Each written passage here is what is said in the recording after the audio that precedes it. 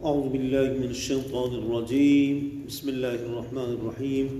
دنیا بھر میں ہمارے تحقیقی اصلاحی چینل کو دیکھنے والے حضرات، آج کا ہمارا بہت ہی اہم موضوع ہے کہ 3 افراد قیامت والے دن کی خصوصی طور پر فکر کریں، یعنی ان کے جو اعمال ہیں برے وہ نہیں ہونے چاہیے اور انہیں فکر کرنی چاہیے۔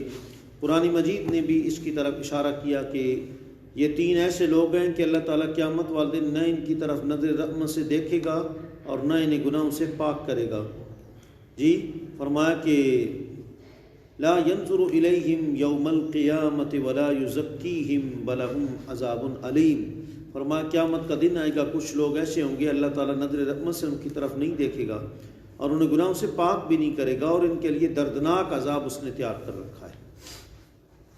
اب وہ 3 افراد کون سے ہیں؟ آقا علیہ الصلوۃ والسلام نے مختلف بیان فرمائے۔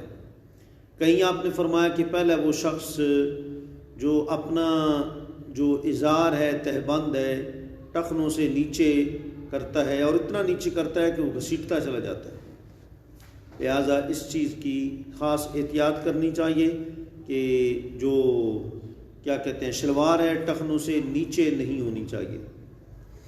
لیکن اس کی 2 صورتیں ہیں۔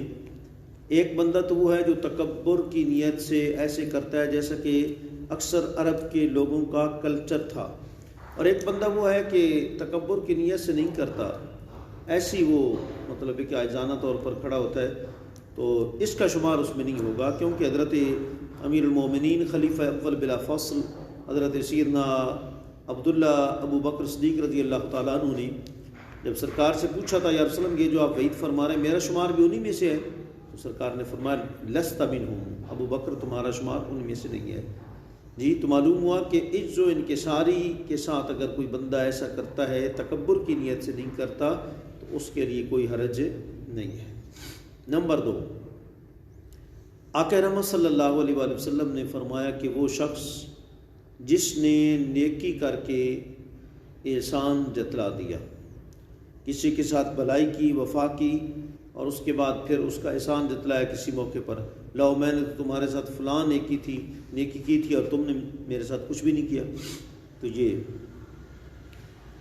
دیکھیں قرآن مجید میں بھی ہے یا ایھا الذین آمنوا لا تبطلوا صدقاتکم بالمن والعذی۔ اللہ کریم نے سورہ بقرہ کے اندر ارشاد فرمایا کہ اے اہل ایمان تم اپنے صدقات و خیرات کو کسی پر احسان جتلا کر مت باطل کرو۔ کچھ ہمارے لوگ زکوٰۃ دیتے ہیں یا نفلی صدقہ دیتے ہیں لوگوں کو چن چن کر کہ وہ ہمارے محتاج رہیں اور پھر بار بار احسان جتلاتے ہیں، ہم نے تمہیں زکوٰۃ دی تھی، ہم نے تمہیں خیرات دی تھی، یہ بری بات ہے۔ اللہ تعالیٰ فرماتا ہے ایسا نہ کرو۔ اور آقا رحمت صلی اللہ علیہ وآلہ وسلم نے بھی ارشاد فرمایا من بمعروف افسدہ، فرمایا جس نے کسی کے ساتھ کوئی نیکی اور احسان کیا پھر اس کے بعد احسان جتلا دیا تو فرمایا اس نے نیکی کا ثواب ضائع کر دیا۔ تو لہٰذا جس کے ساتھ بھی نیکی کوئی کی جائے اللہ کی رضا کے لیے کی جائے، قول معروف خیر من صدقۃ یتبعھا اذی واللہ غنی حلیم۔ اچھی بات کسی کو کہہ دینا یہ لگاتار صدقہ کرنے سے بہتر ہے۔ تو لہٰذا بندہ کسی کے ساتھ جو بھی نیکی کرے وفا کرے احسان جتلائے۔ اور تیسرا یہ کہ جھوٹی قسم کھا کے سودا بیچنے والا، آج بھی ہمارے اس زمانے میں بھی لوگ دکاندار کسی کسٹمر کو صحیح پرائز اس چیز کے جس کو وہ بیچ رہے ہوتے ہیں نہیں بتاتے، جھوٹی قسم کھا لیں گے یہ مجھے اتنے میں پڑی ہے، میں نے اتنے کے لیے ہے، آپ کو میں بغیر نفع کے دے رہا ہوں یا برائے نام نفع دے رہا ہوں، یہ نہیں کرنا چاہیے بلکہ ان کو بالکل سچ بتا دینا چاہیے۔